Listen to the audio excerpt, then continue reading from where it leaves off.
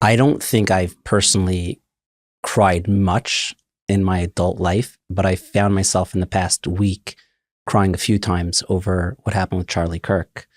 And I'm not even exactly sure why it has such an effect on me. I was a moderate fan of his. I didn't really follow him so closely. Do you think that this is a result about what's been happening in the entire world? Well, it's a reflection of something that's happening in America. People speak so often about the political divide, about the divided society, and much more. The shocking assassination of Charlie is, I suppose, a new low in America. It's a political assassination of a non-politician, which has happened before, but not for some decades, actually. You've got to go back to the 60s. I think that, in a way, again, rather like the response to October 7th, there are two things at play again, aren't there? There is the use of violence, appalling, barbaric violence. And then the secondary shock at the number of people in our society here in America and in the wider West whose response to violence can't not be either a celebration of it or an excuse of it in some way. I didn't agree with him on everything, or he had this view which inevitably, if you put that out, will lead to these sorts of caveats. Unfortunately, I've seen this before. Something similar happened with another Charlie Hebdo in Paris in 2015, when the journalists at a French satirical magazine were gunned down in their offices in Paris. Then also there was an outbreak, particularly in America, it has to be said, less so in France, but of I don't agree with what they were saying. As if that's remotely relevant. I mean, nobody agrees with everything that anyone else says. I think that the murder of Charlie Kirk is a very salutary moment for America to work out whether or not in America we excuse in any way the use of violence, whether we make excuses for it, whether we do the buts, whether we do the cavils and the corrections and all of that, or whether we just say no. No, nobody should be killed for their views, for their opinions, let alone, which is in many ways one of the most shocking things about this, let alone when they are literally in the process of doing the thing which we need to do so much in America, which is to look each other in the eyes and face to face, hash out differences of opinion. Charlie often said that, and he was right, and from a long tradition of American liberty, said that the thing about the use of debate and exchange of ideas was it's not just the best, but the only way to avoid the descent into the use of violence.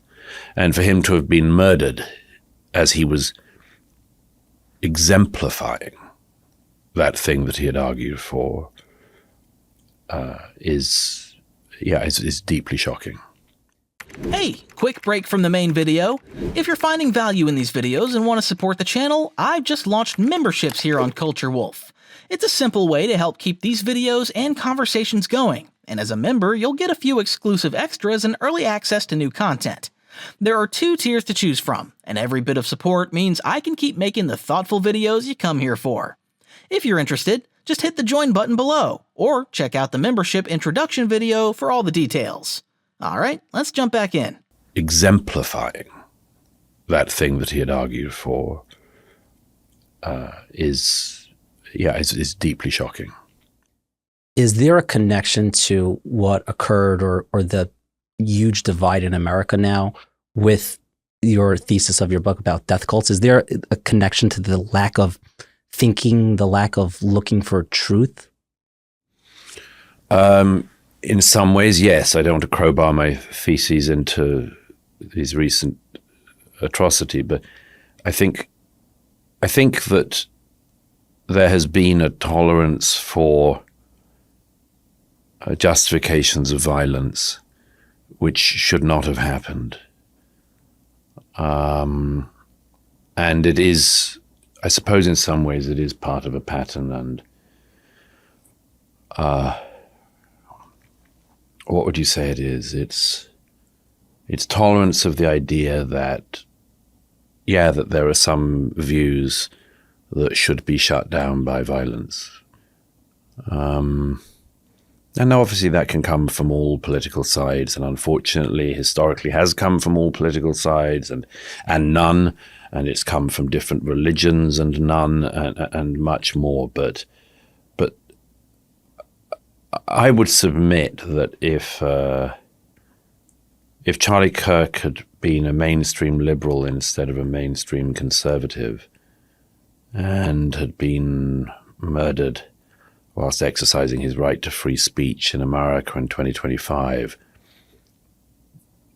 I think it would be, I wish there would be some sick, repugnant individuals who would excuse it or laugh at it and so on. There's always sick people in a society. But I'd like to think that the conservative side would not rejoice in that person's death. I would have only the same shock as I do with the murder of Charlie Kirk.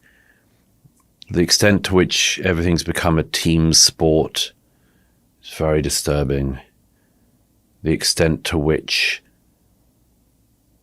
people have been able to, think of that, let me use that left-wing term, other people with whom they don't agree. It's not enough that I can say this person is a mainstream conservative. It's not enough that I can say that they're a Republican. It's not enough that I can say they support the elected president of the United States. I have to say this is somebody who was a fascist, a Nazi, white supremacist, homophobe, and all of these other accusations. I've been long worried about the way in which the vilest terms of abuse, the vilest labels have been attached to mainstream thinking, mainstream opinion. Maybe this is one of the consequences of that, but these are early days.